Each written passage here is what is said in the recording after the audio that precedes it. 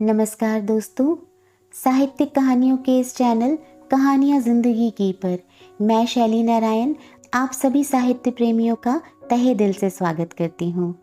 और आइए आज सुनते हैं अपनी प्रेरणाप्रद कहानियों के लिए विश्वविख्यात लियो टॉल्स्टॉय जी द्वारा रचित एक बेहद ही खूबसूरत कहानी, आम के बराबर गेहूँ।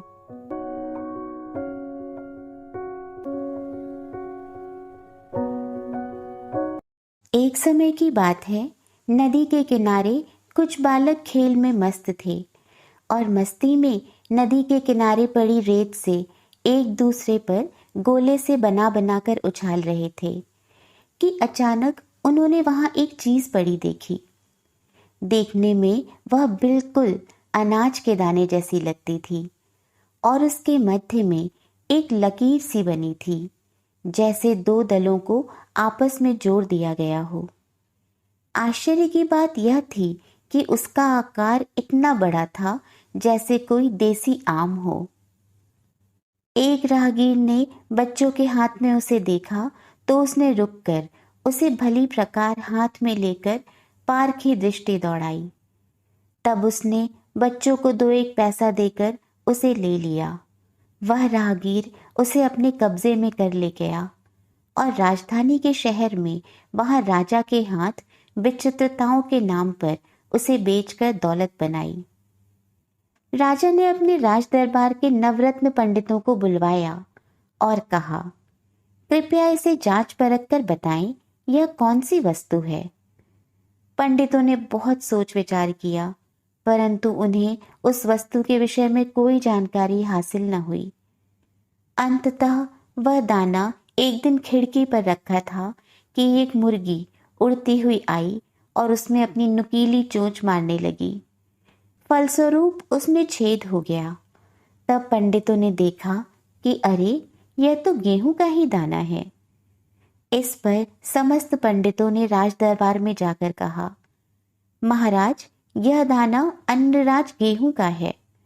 पंडितों की बात सुनकर राजा को बड़ा आश्चर्य हुआ। राजा ने पंडितों से कहा कि कहाँ और कब ऐसा अनाज का दाना उत्पन्न हुआ, इसका पता आप स्वयं लगा कर दें। समस्त पंडित फिर सोच विचार में पड़ गए। उन्होंने अपनी पुस्तकें टटोली और शास्त्र छाने, लेकिन इस विषय में कोई जानकारी हासिल न हुई। अंततः वह दरबार पहुंचे और बोले, महाराज, हम इस विषय में कुछ नहीं बता सकते। इसके विषय में हमने अपनी पुस्तकें तक टटोल मारी, लेकिन इसकी बाबत उनमें कोई उल्लेख नहीं मिला। इसकी बाबत तो किसानों से पूछना पड़ेगा महाराज। शायद कोई उनमें अपने पुरखों से इसके विषय में जानकारी रखता हो कि कहाँ और कब गेहूं का दाना इतना बड़ा पैदा हुआ करता था। सो महाराज ने आदेश दिया कि हमारे समक्ष सभी ज्यादा उम्र के किसान लोगों को उपस्थित किया जाए। आखिरकार ऐसा भी एक व्यक्ति उपस्थित करा गया जिससे पता चलने की आस बंधी। वह व्यक्ति बहुत वृद्ध था और उसकी कमर भी बुढ़ापे के कारणवश झुक गई थी। दांत भी नहीं थे। चेहरा मुल्तानी मिट्टी की भांति पीला था। राजा के दीवान ने यह दाना राजा के आदेशानुसार उस बूढ़े व्यक्ति को दिखाया, लेकिन बुढ़ापा इतना था कि आंखों की लाइटें भी 0 वॉट के बल्ब से कम नजर पड़ती थीं। अर्थात उसने उसे हाथ में लेकर बामुश्किल टटोल कर देखा। राजा ने पूछा, बाबा, क्या तुम बता सकते हो कि ऐसा दाना कहाँ और कब पैदा हुआ? क्या भूत में कभी तुमने इतने बड़े दानों का अनाज कभी खरीदा है या कभी अपने खेत में बोया या उगाया हो? लेकिन राजा को इस बात का अंदाजा न था कि बुढ़ापे में बेचारा निपट बहरा भी हो सकता है।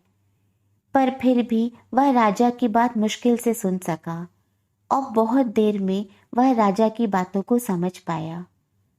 अंततः उसने जवाब दिया, नहीं, इस तरह का अनाज ना मैंने कभी बोया है, ना काटा है, ना ही कभी खरीदा है। जब अनाज बेचा या खरीदा करते थे, तभी से लेकर आज तक जैसा आज है वैसा ही अनाज तब था। लेकिन मेरे बाप से आप पूछकर देखें, उन्होंने शायद सुना हो कि ऐसा अनाज का दाना कहाँ उगता था। इस पर राजा ने अपने दीवान से उस बूढ़े के बाप को उपस्थित करने का आदेश दिया। उसकी अत्यंत खोजबीन के पश्चात उसे महाराज के समक्ष उपस्थित किया गया। वह एक बैसाखी से चलता हुआ आया। राजा ने उसके हाथ में दाने को रखा। उस किसान ने दाने को बड़ी गौर से देखा। उसकी आंखों में चमक अभी भी बाकी थी। उसने दाने को भली प्रकार से देखा। राजा ने पूछा, बता सकते हो चौधरी कि यह दाना कहाँ उत्पन्न होता है? क्या भूत में तुमने इस प्रकार का अनाज कभी खरीदा, बेचा था या अपने खेत में बोया उगाया है? बूढ़ा आदमी थोड़ा ऊंचा तो सुनता था, लेकिन अपने बेटे की भांति वह इतना बेहाल न था।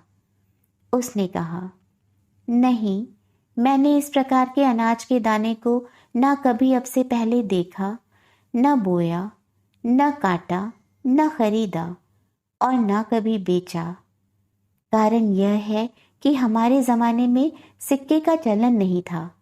सभी अपने अपने खेतों में अनाज उगाते थे। यदि किसी को कोई कमी होती थी तो आपस में ही लौट अदल कर उसकी पूर्ति कर लिया करते थे। मैं इसके बारे में नहीं बता सकता कि यह कहाँ उत्पन्न होता था। हमारे ज़माने में अनाज का दाना आज के दाने के हिसाब से काफ़ी भारी हुआ करता था, लेकिन ऐसा अनाज का दाना मैं पहली बार देख रहा हूँ। हाँ, मैंने अपने बाप को कहते ज़रूर सुना है कि उनके ज़माने में गेहूँ काफ़ी बड़ा होता था और एक दाना ही बहुत चून देता था। यदि आप उनसे जानकारी लें तो कुछ पता अवश्य चल सकता है। सो महाराज ने इन बाप के बाप को भी उपस्थित करने हेतु आदेश दिया। गहन खोजबीन के पश्चात आखिरकार उसे भी ढूंढ निकाला और उसे राजा के समक्ष उपस्थित कर दिया। वह बिना किसी लाठी के सहारे चलता हुआ राज दरबार में हाजिर हुआ। उनकी नज़र में कोई फर्क न था। कानों से बिल्कुल ठीक ठाक सुनता था और बात भी साफ तौर पर स्पष्ट करता था। महाराज ने उस दाने को उसके हाथ में दिया। उस वृद्ध पितामह सरीखे इंसान ने उसे पारखी दृष्टि से देखा और हाथ में हिला डुलाकर परखा। फिर बोला, आज एक जमाने के बाद ऐसा गेहूं देखने को नसीब हुआ है। यह कहकर उसने जरा सा कतर कर जीभ पर रख लिया। बोला, हाँ, यह उसी किस्म का दाना है। राजा ने पूछा, पितामह, यह बताने की कृपा करें कि कब और कहाँ इस प्रकार का गेहूं उत्पन्न हुआ करता था। क्या तुमने ऐसा गेहूं कभी उगाया है या खरीदा हो? उस वृद्ध आदमी ने जवाब दिया, महाराज, हमारे ज़माने में ऐसा ही गेहूं खेतों में उपजा करता था। मैं ऐसे अनाज का भोजन करके ही जवान हुआ हूँ। दूसरों को भी ऐसा ही अनाज मैंने खिलाया है। ठीक इसी प्रकार के गेहूं का दाना हमारे खेत की बालों में पड़ा करता था। उसी अनाज को सभी बोते, काटते और गाहते थे। राजा ने पूछा, पितामह, यह भी बताने की कृपा करें कि यह गेहूं का दाना आप कहीं से मूल खरीद कर लाए थे या स्वयं ही यह धरती में उपजा था? वृद्ध आदमी राजा की बात सुनकर मुस्कुराया और बोला, हमारे जमाने में अन्न को बेचने की बात को पाप समझा जाता था। इसे बेचने से कोई पाप का भागीदार न बनता था। ऐसी बात सपने में भी सोचना पाप है। रही सिक्कों की बात, तो हम तो इन्हें जानते भी न थे। हर किसी के पास अपनी पूर्ति हेतु अनाज रहता ही था। राजा ने कहा, तो वह तुम्हारे खेत कहाँ पर थे जहां इस तरह का अनाज उपजता था? वृद्ध पुरुष ने उत्तर दिया, हमारे खेत क्या महाराज, प्रभु की यही वसुंधरा तब भी थी। जहां हल जोता और परिश्रम किया कि वहीं हमारा खेत हुआ। जमीन छूटी बिछी थी, मालिक मिल्कियत की बात ही न थी। जमीन के ऊपर कभी भी मेरे तेरे का सवाल न उठता था। एक हाथ का परिश्रम ही ऐसी चीज होती थी जिससे हर व्यक्ति अपना हक मानते थे, अन्यथा कोई नहीं। राजा ने कहा, 2 प्रश्नों का उत्तर दीजिए पितामह। प्रथम प्रश्न यह है कि वसुंधरा पहले ऐसा दाना कैसे उपजती थी और अब उपजना क्यों बंद हो गया? दूसरा प्रश्न कि आपका पोता तो बैसाखियों के सहारे चलता हुआ यहाँ आया, बेटा एक लाठी के सहारे चलता हुआ पहुंचा और आप बिना किसी सहारे के चलते हुए किस तरह आ गए? आपकी आंखों की रोशनी भी अभी तक बरकरार है, दांत भी काफी मजबूत हैं और वाणी साफ सुथरी और मधुर है। यह सब किस प्रकार संभव हुआ? उस व्यक्ति ने उत्तर दिया, ऐसा इस कारणवश संभव हुआ है कि आज व्यक्तियों ने अपनी मेहनत के भरोसे रहना छोड़ दिया है और अन्य के परिश्रम का आसरा थाम कर रहते हैं। हमारे ज़माने में लोग प्रभु के नियमों का पालन करते थे और उसी के अनुसार रहते थे। जो उनका था वही उनका था। दूसरे के परिश्रम और उसके फल की इच्छा का उन्हें कोई लोभ नहीं होता था। स्वयं अपने परिश्रम के फल की प्राप्ति की कल्पना करते थे। किसी अन्य के लाभ से उनका कोई मोह न था।